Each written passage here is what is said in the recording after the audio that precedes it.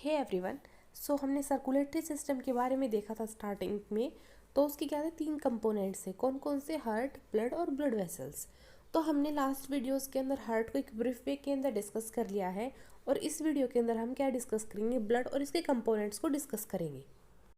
So blood क्या होता है? ब्लड होता है कनेक्टिव टिश्यू। नाम से ही पता चलता है कनेक्टिव, मतलब कि दो ऑर्गन्स को कनेक्ट करके रखता है ये। दूसरा क्या होता है, इसकी जो पीएच होती है वो स्लाइटली अल्कलाइन नेचर की होती है। लाइक 7.3 to 7.4 इसकी पीएच होगी। फिर हम बात करते हैं इसकी वॉल्यूम की, कि किसी भी इंडिविजुअल्स के अंदर कितनी ब्लड वॉल्यूम होती है।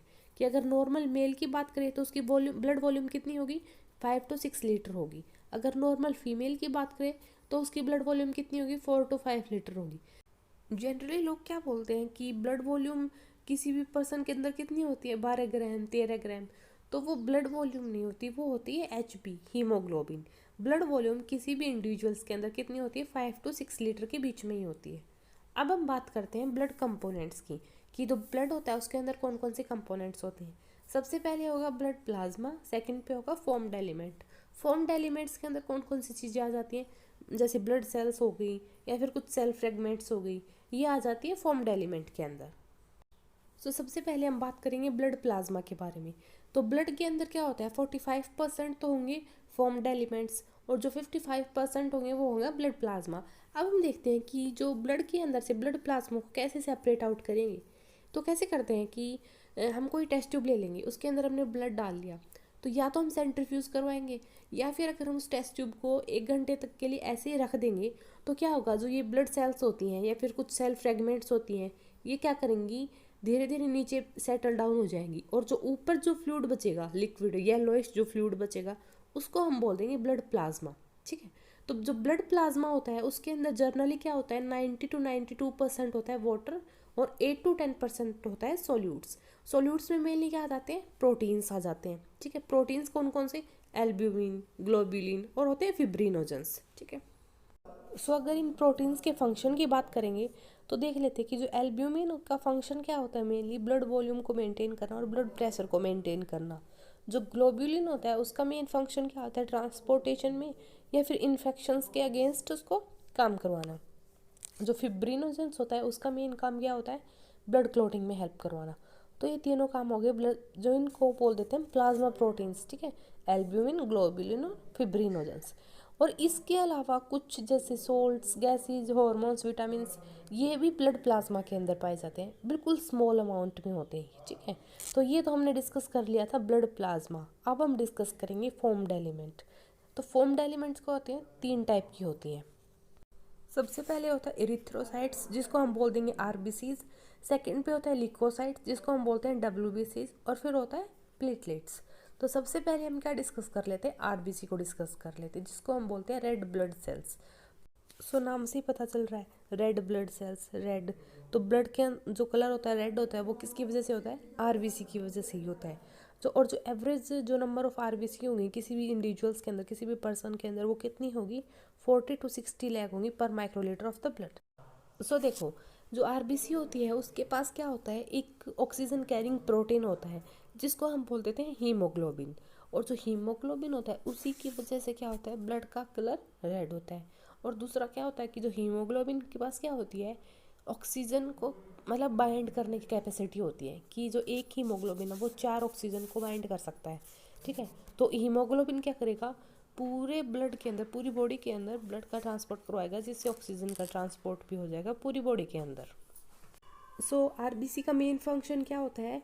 कि पूरी बॉडी के अंदर ऑक्सीजन का ट्रांसपोर्ट करवाना। इसका मेन रोल ऑक्सीजन ट्रांसपोर्टेशन के अंदर ही होता है। और फिर क्या देखते हैं कि जो किसी भी वो हेल्दी जो पर्सन होगा उसके अंदर जो हीमोग्लोबिन की जो अमाउंट होगी वो कितनी होगी? 12 to 16 ग्राम होगी एवरी 100 ml ऑफ ब्लड के अंदर। तो हम देख लेते हैं कि जो मैच्योर जो आरबीसी होंगी उसके अंदर क्या होगी? न्यूक्लियस नहीं होता है। तो ये एक इम्पॉर्टेंट चेंज है कि जो आरबीसी होते हैं उसके अंदर न्यूक्लियस नहीं होता है।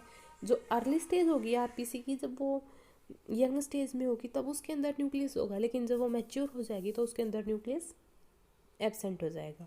और उसके अंदर जो मेम्ब्रेन बाउंड ऑर्गेनल्स होते हैं ये भी एब्सेंट होते हैं। अब हम इनके सर्वाइवल रेट के बारे में देख लेते हैं कि जो आरबीसी का जो सर्वाइवल रेट होता है वो कितना होता है 120 डेज। तो 120 डेज के बाद क्या होंगे, जो आरबीसी होती है वो रप्चर हो जाएंगी ब्लड में। तो ब्लड के अंदर वो क्या होते हैं, मैक्रोफेज सेल्स भी प्रेजेंट होती है। जो मैक्रोफेज सेल्स होती है वो क्या होती है, फैगोसाइटिक सेल्स होती हैं। तो वो क्या करेंगे, जो रप्चर्ड आरबीसी होती है उनको इनगल्फ कर लेंगी और ब्लड से उनको रिमूव कर देंगी। तो ये तो हमने देख लिया आरबीसी के बारे में। अब हम देखते हैं डब्ल्यूबीसी के बारे में। डब्ल्यूबीसी क्या होती है, वाइट ब्लड सेल्स होती हैं। इनके पास क्या होता है, न्यूक्लियस प्रेजेंट होता है, लेकिन जो हीमोग्लोबिन होता है वो इसके अंदर एब्सेंट होता है। इनका मेन रोल होता है वो ऑक्सीजन ट्रांसपोर्टेशन का नहीं था, इनका मेन रोल होता है इन्फ्लामेशन के टाइम पे जो इम्यून सिस्टम होता है उनके अंदर इनका रोल होता है। ठीक है, और जो आरबीसी होती है उनके अंदर क्या थी, न्यूक्लियस एब्सेंट था और हीमोग्लोबिन प्रेजेंट था।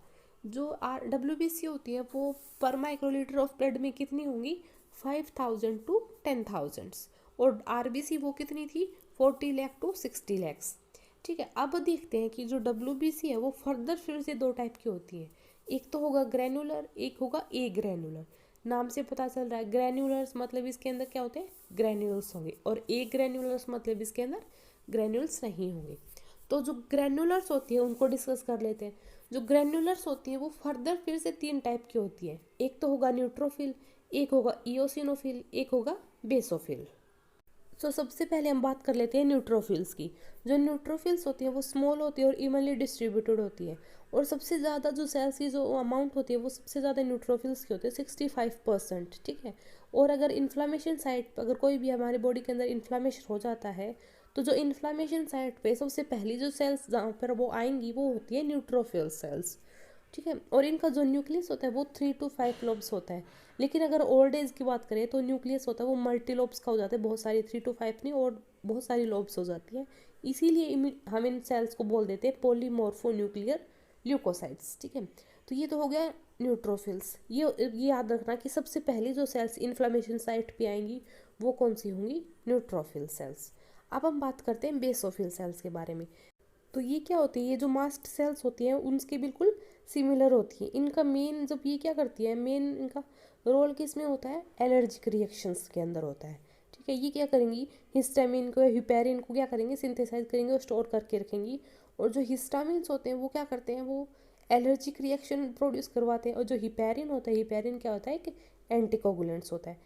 और अब हम बात करते हैं इओसिनोफिल्स की। ये जो होती हैं ये ब्लड के अंदर 1 to 2% ही होती है। और ये कब ब्लड के अंदर कब इंक्रीज होंगी, जब कोई भी पैरासिटिक इन्फेक्शन होगा। अब हम इनको देख लेते हैं, जो तीनों सेल्स हैं न्यूट्रोफिल, बेसोफिल और इओसिनोफिल्स, इनको हम कौन से डाई से स्टेन करेंगे। तो जो न्यूट्रोफिल्स है, नाम से याद रखना, न्यूट्रोफिल्स को हम करेंगे न्यूट्रल डाई से स्टेन, बेसोफिल्स को करेंगे हम बेसिक डाई से स्टेन, और जो इओसिनोफिल्स हैं इनको हम करेंगे एसिडिक डाई से स्टेन। इन तीनों को अलग अलग डाई से स्टेन करेंगे और इनको हम विजुअलाइज कर लेंगे ब्लड के अंदर। तो ये तो हमने देख लिया ग्रैन्युलोसाइट्स। अब हम बात करते हैं एक ग्रैन्युलोसाइट्स। एक ग्रैन्युलोसाइट्स मतलब ग्रैन्युल्स नहीं होते हैं। ये फर्दर फिर से दो टाइप की होंगी, एक तो होगा लिम्फोसाइट, दूसरा होगा मोनोसाइट्स। जो लिम्फोसाइट्स होते हैं वो क्या होते हैं, ये याद रखना, जो लिम्फोसाइट और मोनोसाइट में क्या डिफरेंस होता है। जो लिम्फोसाइट होते हैं उनका जो न्यूक्लियस होता है वो बड़ा होगा, और जो साइटोप्लाज्म वो काफ़ी थोड़ा सा होगा, रिम में मतलब बहुत थोड़ा सा साइटोप्लाज्म होगा। ये फर्दर दो टाइप की होती है, एक तो होती है बी लिम्फोसाइट, एक होती है टी लिम्फोसाइट। जो बी लिम्फोसाइट्स होती हैं वो क्या करती हैं, एंटीबॉडी की फॉर्मेशन करवाएंगी। और जो टी लिम्फोसाइट्स होती हैं वो क्या करती हैं, वो डायरेक्टली एंटी जो वार्क जो फॉरेन पार्टिकल्स होगा उसको किल कर देंगी।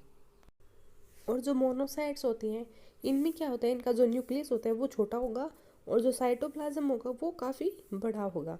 और क्या होगा, जो मोनोसाइट्स का मेन काम क्या होता है कि जब ये ब्लड के अंदर प्रेजेंट होती है तो ये मोनोसाइट्स में प्रेजेंट होंगी।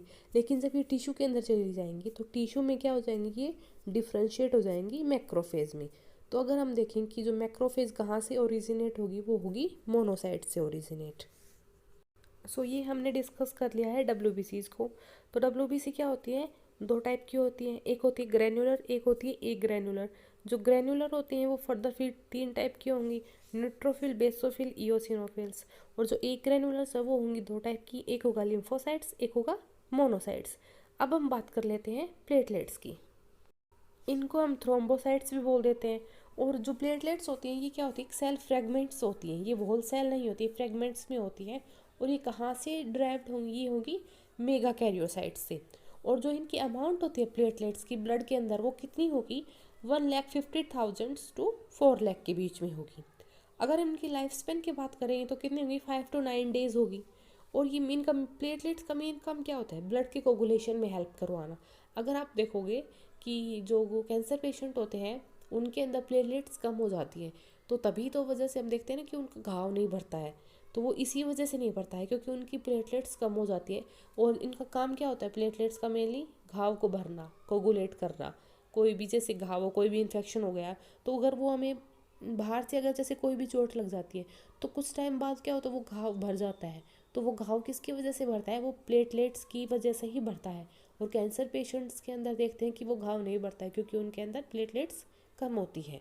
ठीक है, तो वो और ये क्या करते हैं, सेरोटोनिन रिलीज करते हैं। जो सेरोटोनिन होते हैं वो क्या करता है, एक वैसो कंस्ट्रक्शन का काम करता है, जो कि ब्लड वेसल्स को कंस्ट्रक्ट कर देगा और ब्लड का बाहर मतलब ब्लड को बाहर रिलीज नहीं होने देगा। तो ये मेन काम किसका होगा, प्लेटलेट्स का ही होगा। So stay tuned with me for further learning and thank you for watching.